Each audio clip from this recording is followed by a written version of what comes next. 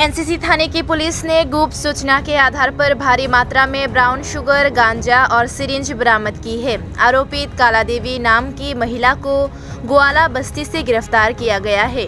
Police को महिला के पास से 16,000 रुपये नकद मिले हैं।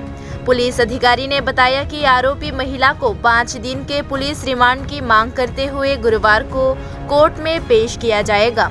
पुलिस को सूचना दी गई थी कि ग्वाला बस्ती के एक घर में ये अवैध धंधा चल रहा है।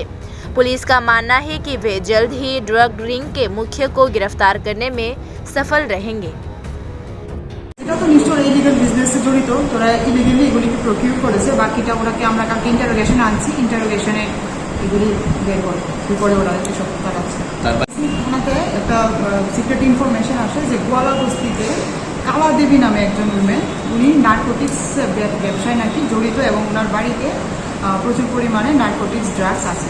অ্যাকর্ডিংলি এনসিসি থানার পুলিশ ওসি সহ ওরা কালা দেবীর বাড়িতে ছুটে যায়, গিয়ে কালা দেবীর বাড়িতে কালা দেবীকে পায় এবং ওনাকে ডিটেইন করে এবং হাউস সার্চ হয়। হাউস সার্চ হওয়ার পরে ওনার বাড়ি থেকে প্রায় 250 কোটা ব্রাউন সুগারের পাওয়া যায়, গাঁজা 2.5 কেজির মতন পাওয়া যায়, সিরিঞ্জ 130টা সিরিঞ্জ পাওয়া যায়, প্লাস অনেক প্রচুর খালি কোটাও পাওয়া যায় ব্রাউন সুগারের সঙ্গে। ক্যাশ 16,000 টাকা ওনার বাড়ি থেকে আমরা পাই এবং এটাকে সিজ করা হয়।